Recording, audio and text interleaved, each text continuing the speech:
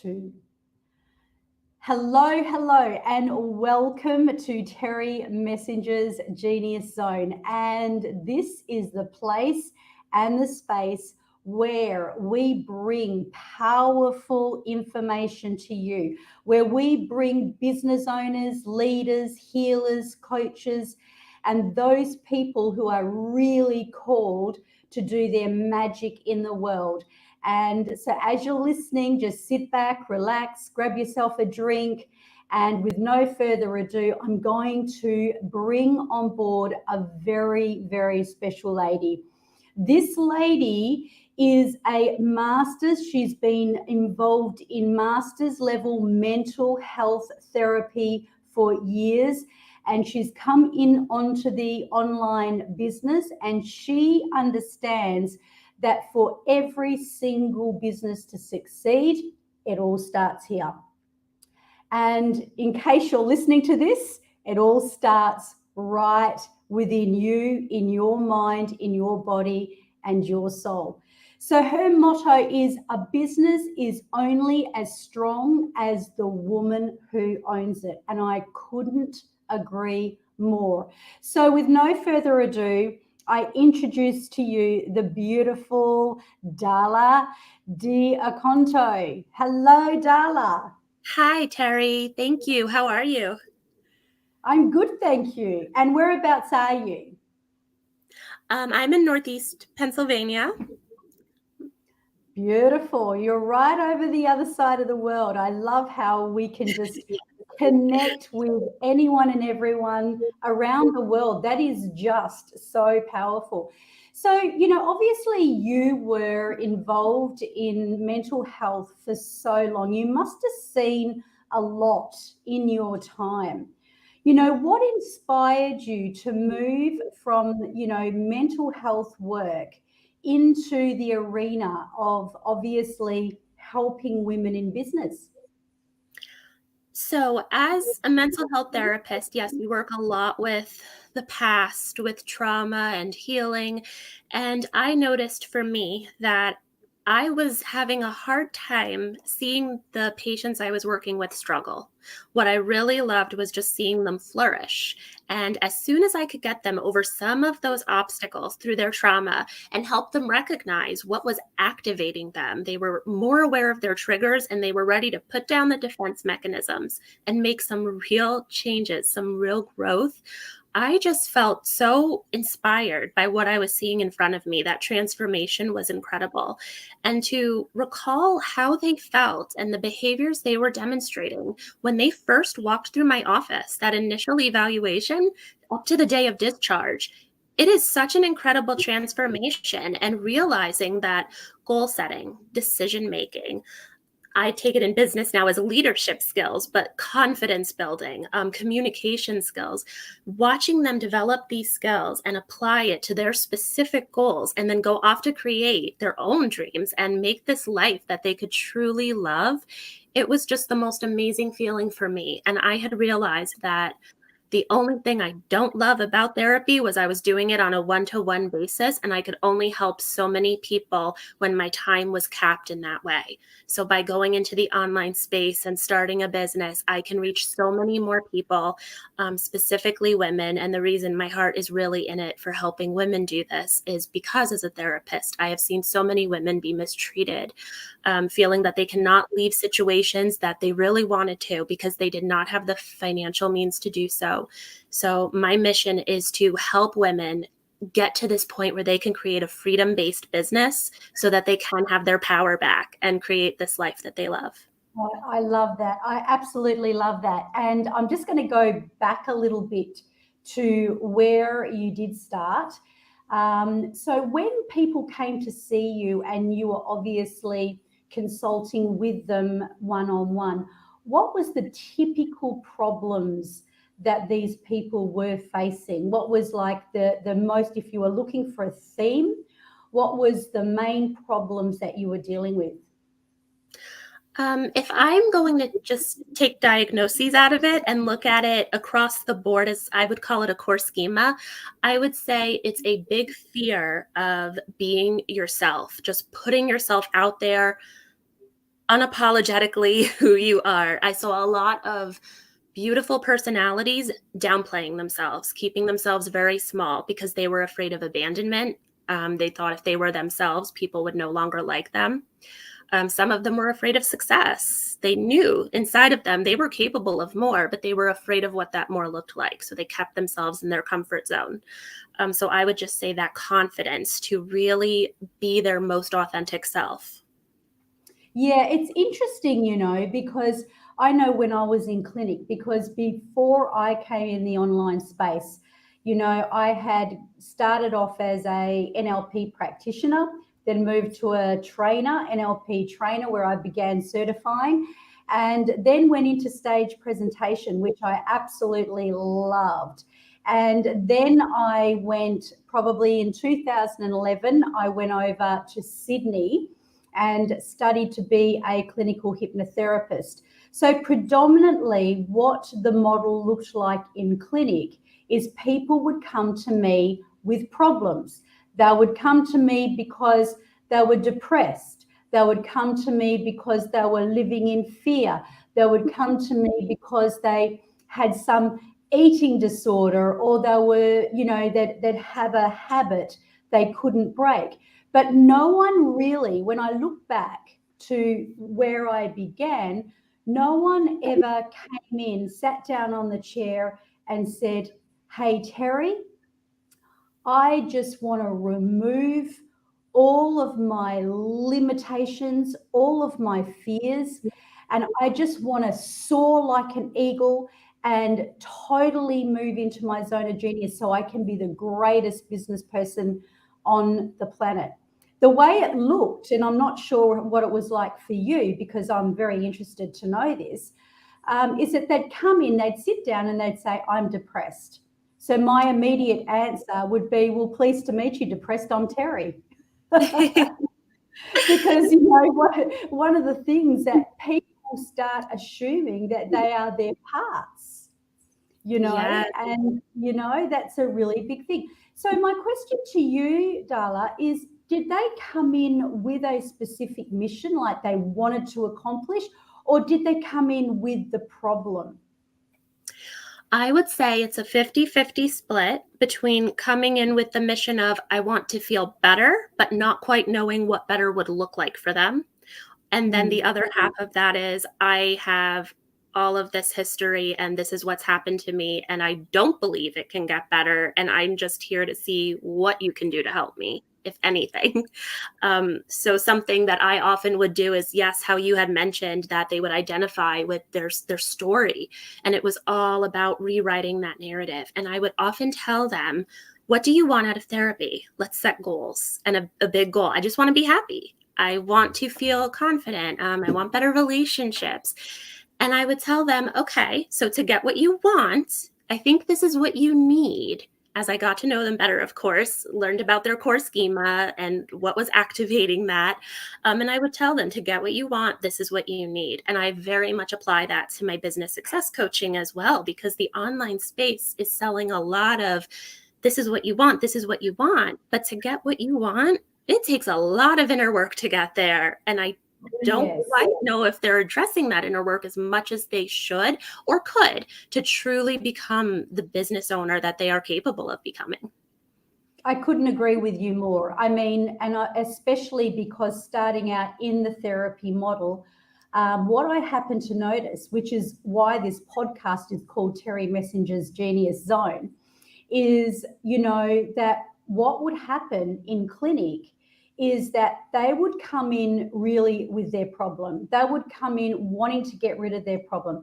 They were so problemified, for want of a better word, that they couldn't even see the future of something that was lavish and great and luxurious and incredible.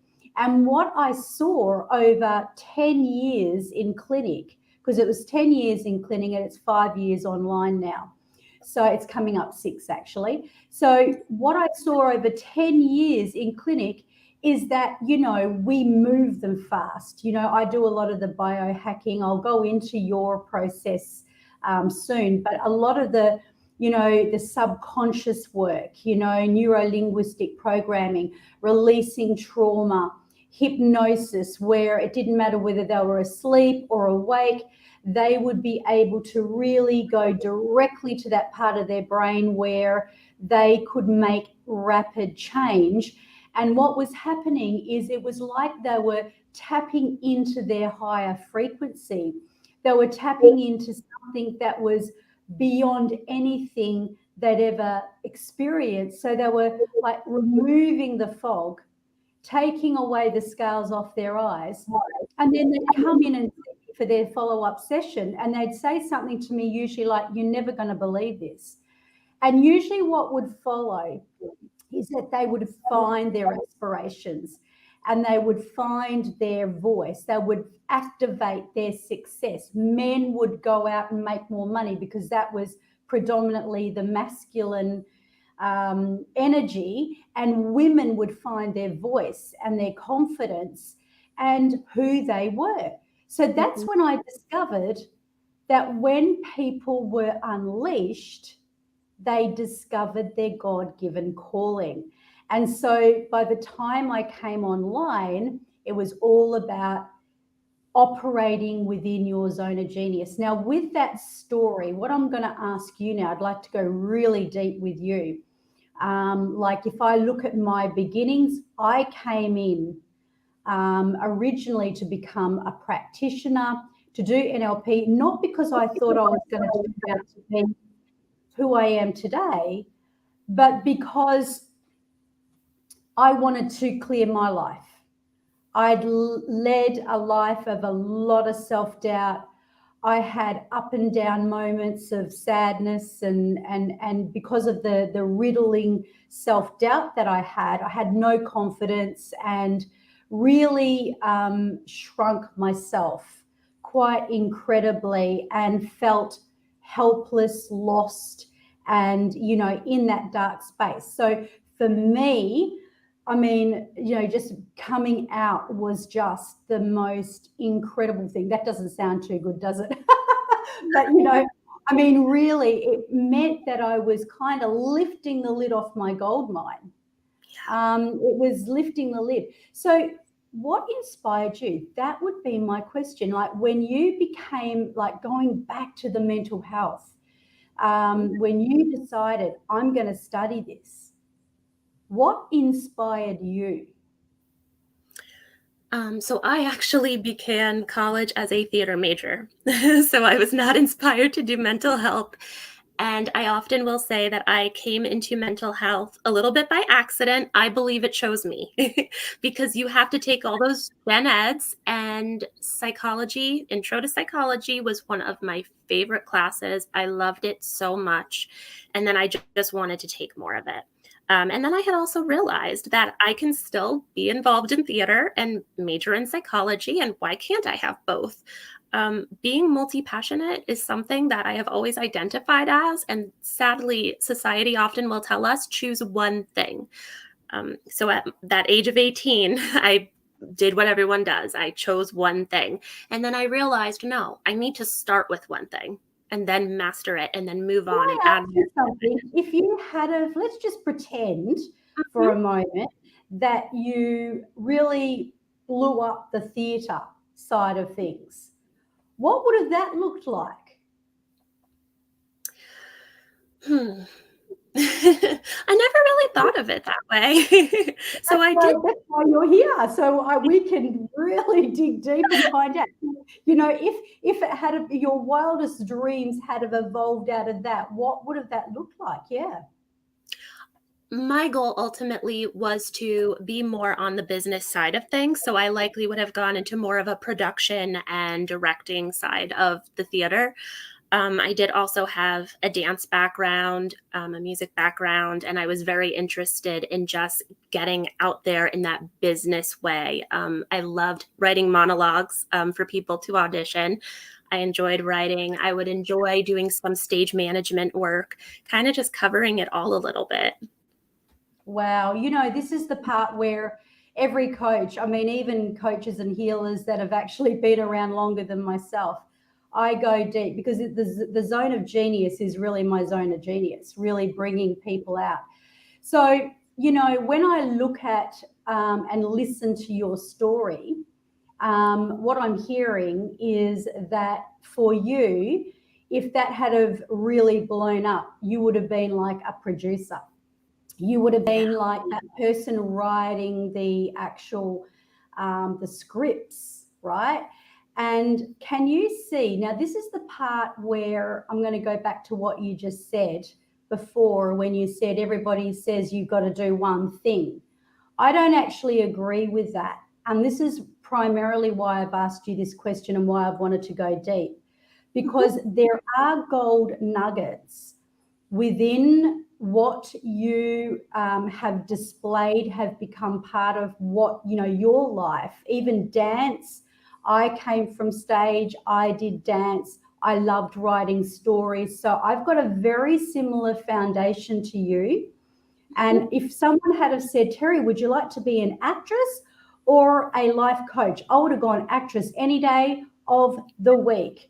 In fact, being an actress would be so tempting for me that if I had to choose one or the other, I'd have a hard time deciding. That's how much, so, I don't hear me underestimating it for you as a business coach leader, because what I see is all of your talents and your gifts, e.g., the producer, the writing of scripts. You can see how that's the writing of offers. You can see how even the entertainment and music. I would say to you, if you were, in the elite crown, where what we do is we really take some of the world's best coaches, healers, and leaders, and we find out what their gold nuggets are, and we tell them, because yourself, Darla, you don't have to be a rocket scientist to know this, that there are a lot of coaches out there. Yeah. It's a huge space. So, to become iconic is really, that's the gold. And I'll just give you a little example by bringing it back to myself. And that is that, and this comes back to your theory too, with a business is only as strong as the woman who owns it. And that is that, when I first came online, because I'd built a 6-figure plus business in clinic, I'd already had the success, I'd already been there. So I thought coming online was going to be a walk in the park. Yeah. Boy, oh boy, was I in for a rude shock. And then all these people online that are coaches, because they've got a product or they've got this or they've got that. I mean, people can call themselves whatever they want, but it was a point of my own grr where I would see very, I guess, just people flippantly using that word coach. And that was a bone of contention for me, a real bone of contention, because I've gotten over that now. But there were some people that were very business minded, and one of the things that I did was I spent thousands and thousands of dollars learning from other business coaches, and it was frustrating.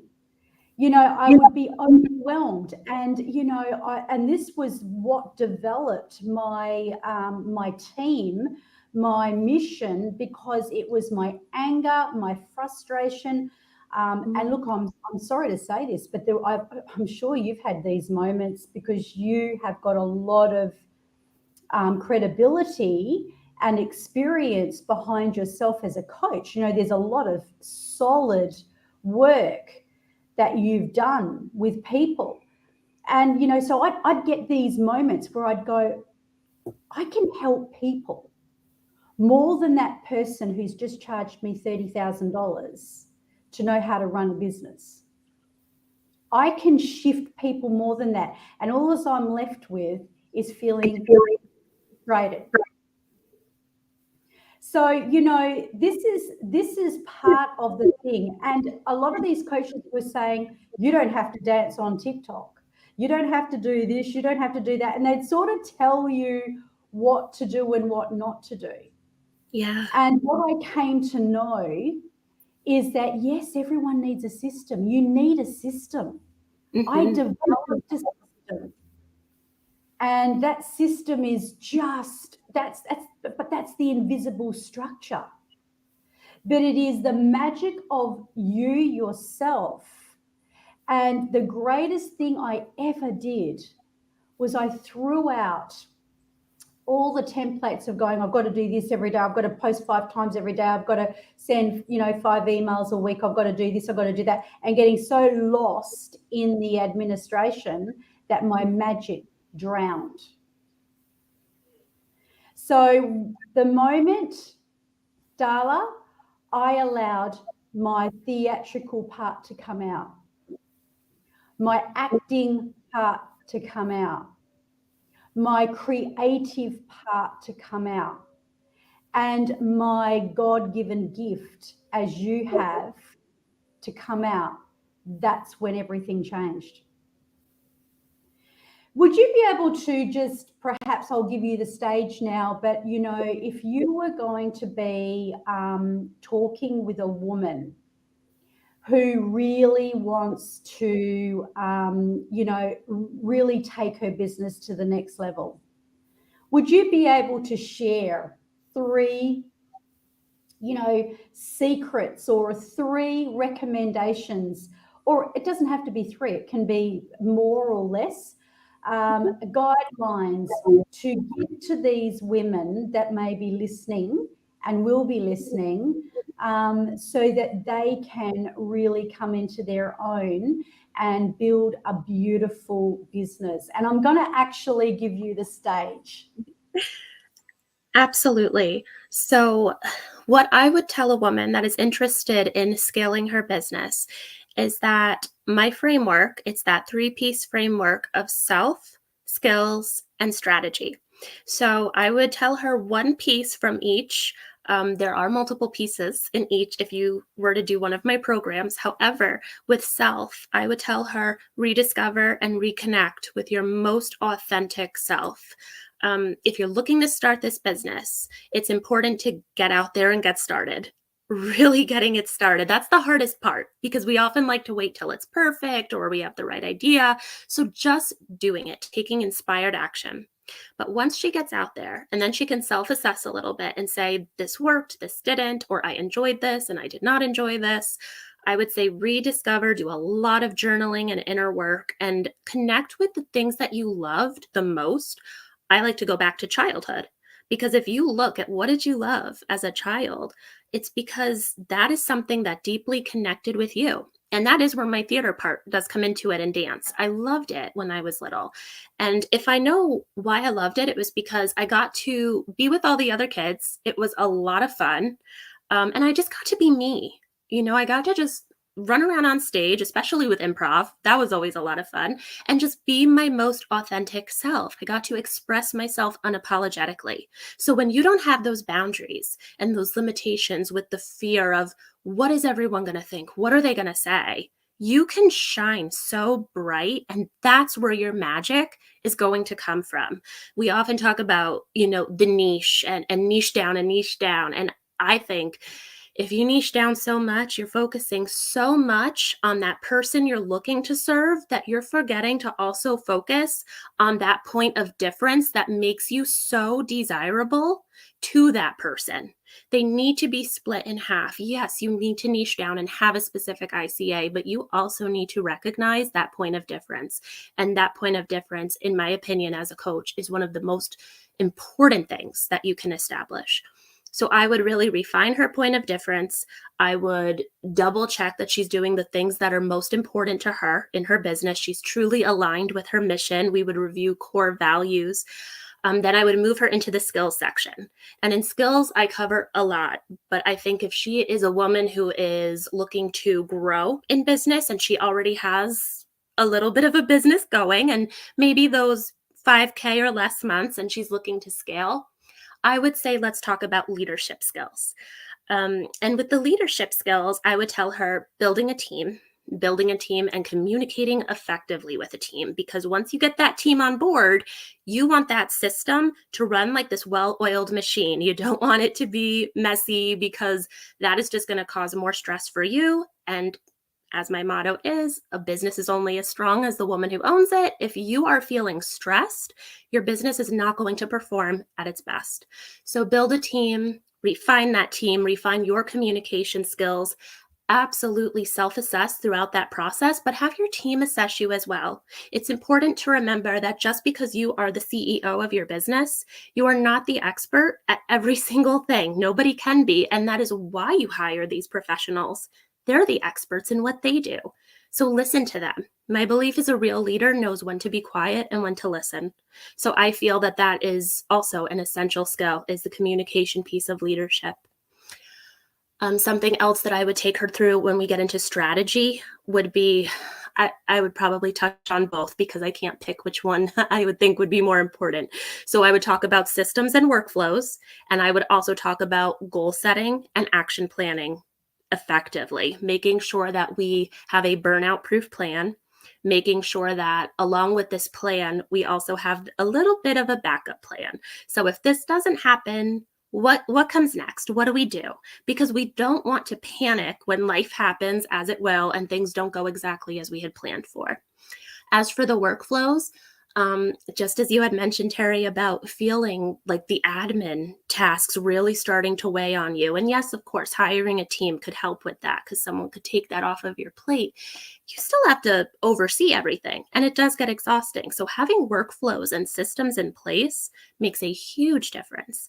So I would suggest the goal setting and the workflows as the part of it that we're going to focus on for strategy, because then she has a long-term vision in mind. Something I like to focus on a lot is sticking to your mission. It is so easy to get the shiny object syndrome.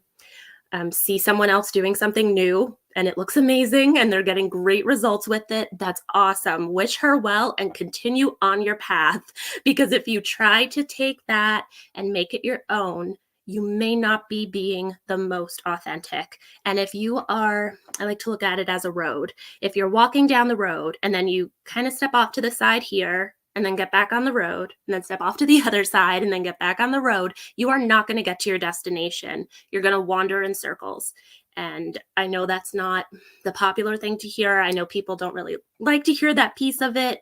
I'm all for trying new things, but there's a time and a place to try new things. And you are not going to reach the desired results that you have in mind for your business if you don't have a clear plan and you stick to that plan.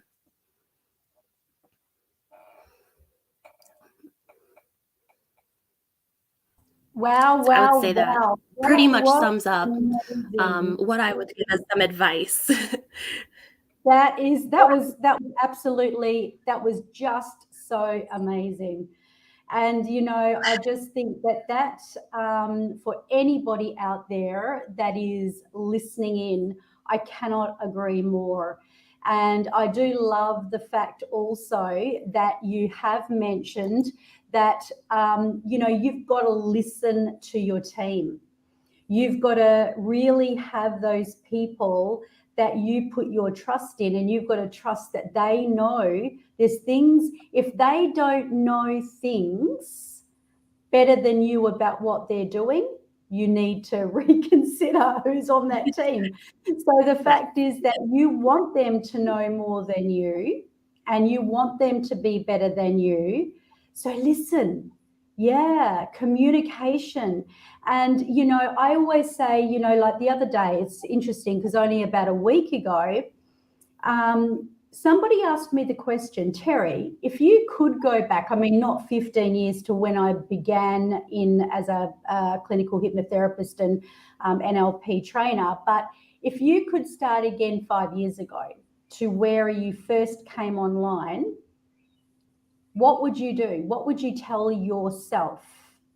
And I thought, wow, that's really interesting. Now, the first answer I gave that I did think about a lot was I'd build a team. But, my husband, he's a chiropractor, but he's also got a very high IQ and he thinks very differently. And sometimes he sees things that I don't see, which is good. That's I guess the yin and the yang. And he said to me, how would have you known what team to actually develop though? And what that told me was it was so true. I mean, one of the people that are in my space, she's come on board especially to put a team in place so that the team can do all those things for her. And so she can roll out her beautiful gift as a leader and a healer and have all of that done. But just rewinding back, when she came on board, she'd gone into a program where she paid a lot of money and then was given a VA that didn't know they knew what they were good at, but she had to tell them what to do and how she wanted it done. And really, in a nutshell, there was a lot of time wasted because she didn't know. So I guess really when you are going along and you're finding someone like Darla or like myself who already knows what the team strategies are, you can save a lot of time and a lot of money by coming on board and just knowing how to set up, what to set up, all the things to implement, and then to bring your magic gift out so that you are, you are number one in your field. You are iconic in your field. So now the question is, if people want to get in touch with you and they want to be consulted by you, where would we send them? What would be the best place? Sure. So my website, which is currently being built, but I would like them to still have the address, it is uniquelyeverafter.com. Uniquely Ever After is the name of my company because the mission is to help women create their own happily ever after on their own terms. I would also advise them to check out my email, darladiacunto@uniquelyeverafter.com. They are always welcome to email me, and my Instagram handle is uniquelyeverafter. Beautiful. I love that. So yes, that is exactly where you can find this beautiful lady. So I could talk to you all day because I cannot agree with you more about your mission and even the foundation of where you came from and, the theatre and I'm like, wow. And all I can say is, bring it all in and reveal it because you've said yourself in the beautiful tips that you've given here today that being authentic and really being you is what is going to call your dream client in and have this beautiful journey where they can just come right out and be living their best life and having such an aligned and congruent business. So thank you so much, Darla. Is there any last words that you would say that maybe we haven't spoken about that might be brewing before we go? A final thing that I would like to say for your listeners is definitely to focus on that concept of growing yourself as the business owner. I am all for strategy and business tactics. It's essential. You need to know this stuff. But it really is true. You can only grow as far as that inner growth. So if that inner growth is halted or there's something holding you back, you could have all the business strategy in the world. It is not going to move you forward. So my goal for you would be do your inner work, get a mindset coach, develop those leadership skills, focus on the entrepreneur behind the business. And that business, I promise you, will grow as a result of that. I love that. It's a little bit like a fish, isn't it? You take a fish out of a tank and put it into a pond or a lake, it's going to grow so much bigger because of the environment. So yeah, don't lock yourself into this kind of confined space. Grow yourself, expand yourself, and watch that, your business just totally take off. Well, thank you so much, Darla. If you could wait backstage, and I'll just finish my show, and I'll be with you in just a moment. But thank you so much for your beautiful time and so many gold nuggets here. Thank you so much. I was so happy to be on with you.